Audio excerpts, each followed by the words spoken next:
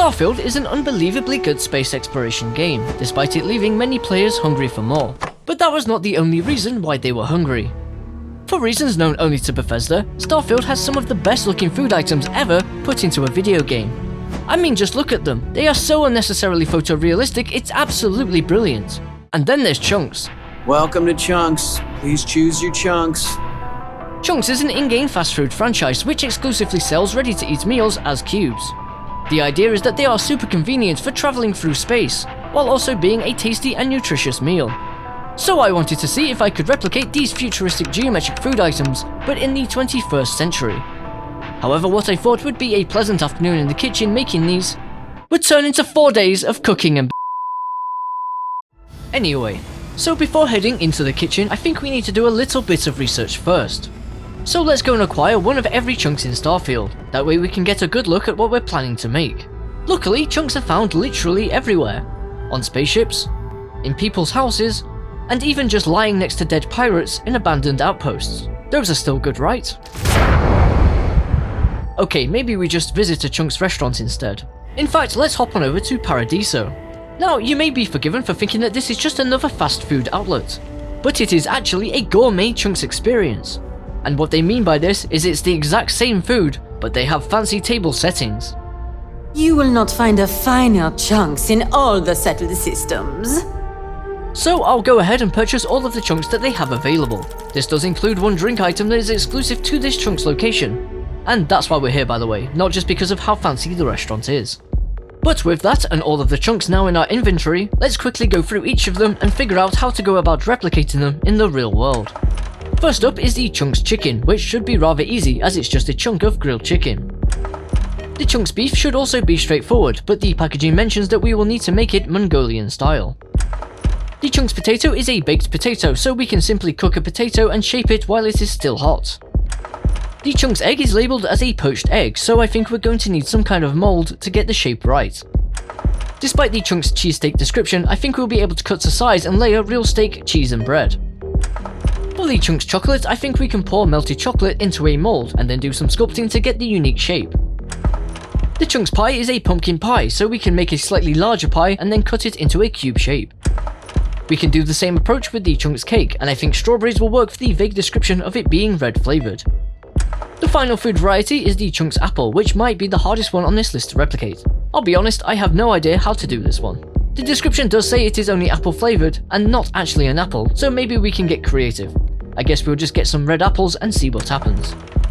The remaining chunks on this list are the drink varieties, and in each case we can just solidify the liquid forms with some gelatin or agar-agar. The Chunks Cola specifies being Cola Zero, although I'm going to assume that that doesn't mean that there's zero cola in it. The Chunks wine is a red wine, so I think any red wine will do here. We'll probably go for a cheaper option, mainly because the Cabernet Chunquignon calls for a fine wine, which I don't imagine is going to be cheap. So that's all 12 varieties of chunks that we're aiming to recreate. It's also at this point that I'm starting to see why these quick and easy meals are so popular. I mean, they're a pretty good concept. And you definitely don't want food crumbs or liquid drinks floating around your spaceship in zero gravity. But anyway, it's time to buy the ingredients and go into the kitchen so we can get to making chunks. Okay, so immediately we've run into a problem. There was one item for the Chunks pie, which I could not get. Apparently pumpkins are not all that popular in the UK. So instead I got a butternut squash, or as we can call it, a UK pumpkin. It should be an okay substitute. I also got these silicone molds with different cube sizes. We'll be using the largest as chunks are pretty big since they are supposedly a full meal. I did manage to get all of the other ingredients and everything else we needed so we can get started. Let's do this. We are going to start with the Chunks chicken, and I went ahead and cut 2 cubes of chicken breast meat. Now these will inevitably shrink while cooking, so I made sure to cut them slightly larger than the size we want. Also, since I'm going to be the one eating these, I decided to add some basic seasoning, just a little bit of salt, black pepper and garlic powder. Next was preparing the Chunks beef by cutting a beefsteak into 2 cubes, again making sure they were slightly bigger than the desired product. To achieve the Mongolian style, I mixed purees of garlic and ginger together with some salt, chili flakes and soy sauce. I'm not entirely sure how accurate that is, it's just what I found online, and again I'm going to be the one who is eating these and it sounded delicious. After grilling both the chicken and the beef chunks until they were fully cooked, we have the first 2 chunks complete. Hooray! The chunks potato was up next, and this turned out really simple. I did choose 2 different potato sizes as I wasn't sure how much they would shrink by. But after cooking, I was able to shape them into cubes, although the skin on the larger potato did end up splitting.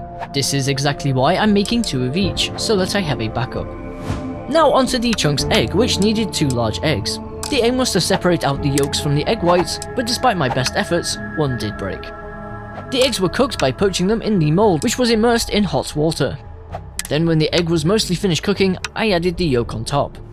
Next up was the chunks cheesesteak, and I'm reusing some of the steak offcuts used earlier for the chunks beef. While they were cooking on the grill, I started preparing a basic flatbread dough, combining flour and water with a little bit of salt. The dough was then rolled out, cut into 4 even parts, and finally cut into squares of the correct size. I did try to add some sesame seeds while the bread was cooking, but they just kind of fell off. After that, it was just a case of assembling the layers of bread, steak and cheese while everything was still hot, so that it would combine and stick together.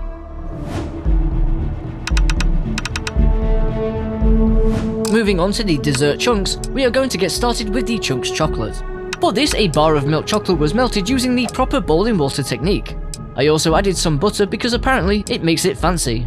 The melted chocolate was then poured into the large mold, and I then pressed a smaller mold into the middle so that it would be hollow. After the chocolate had hardened, the molds were removed, and this was a significant challenge, but I eventually got it.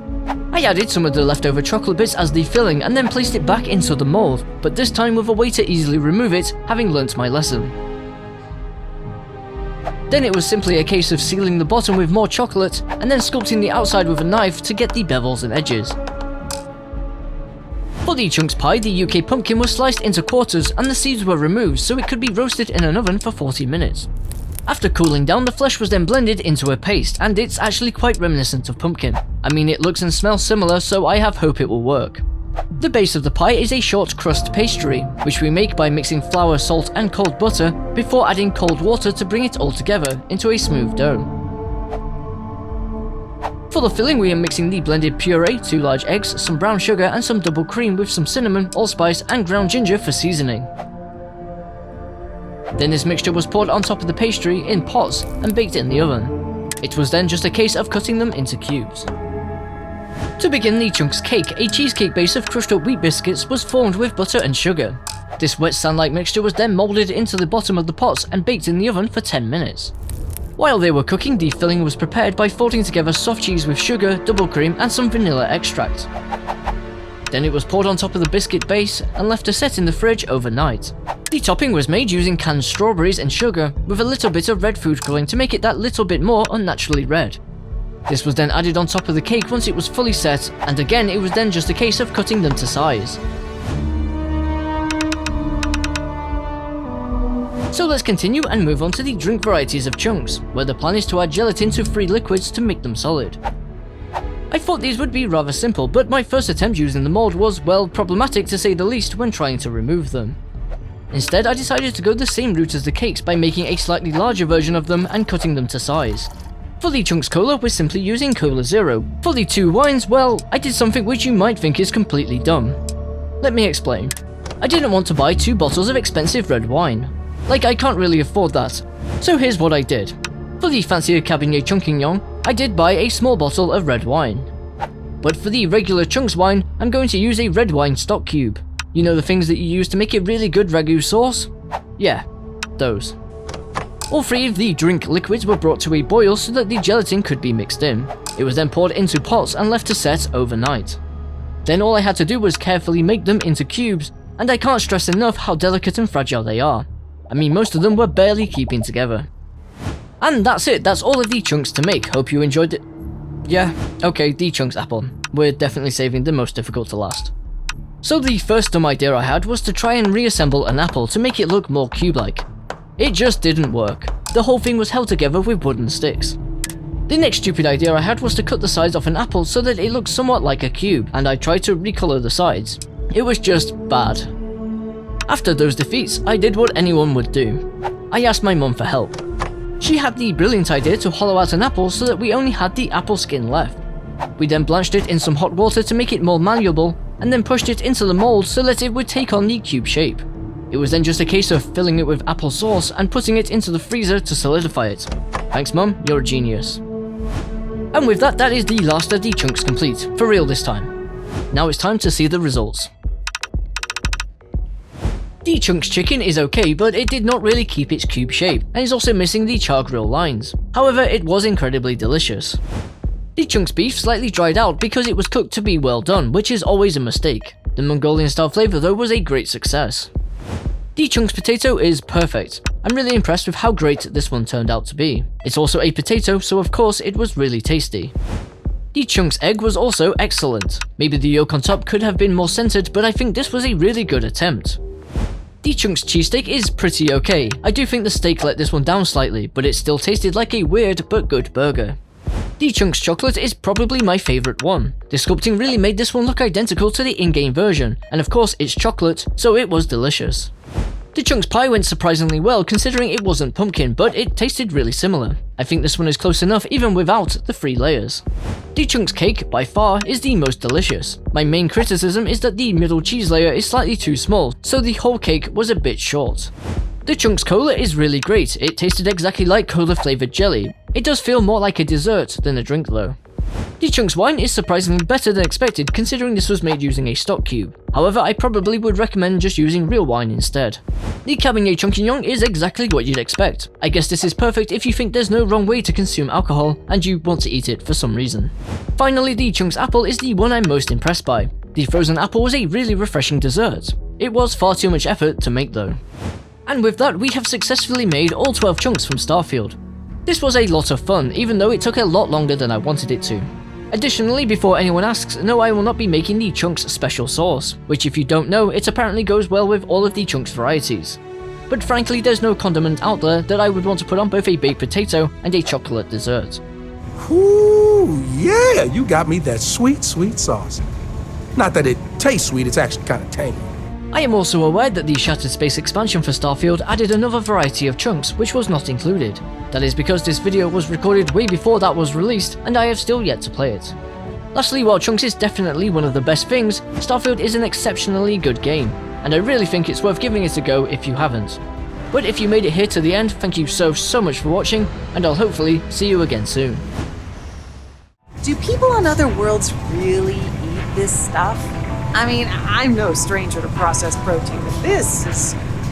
well, it's like eating the packaging the protein comes in. I don't see what the appeal is.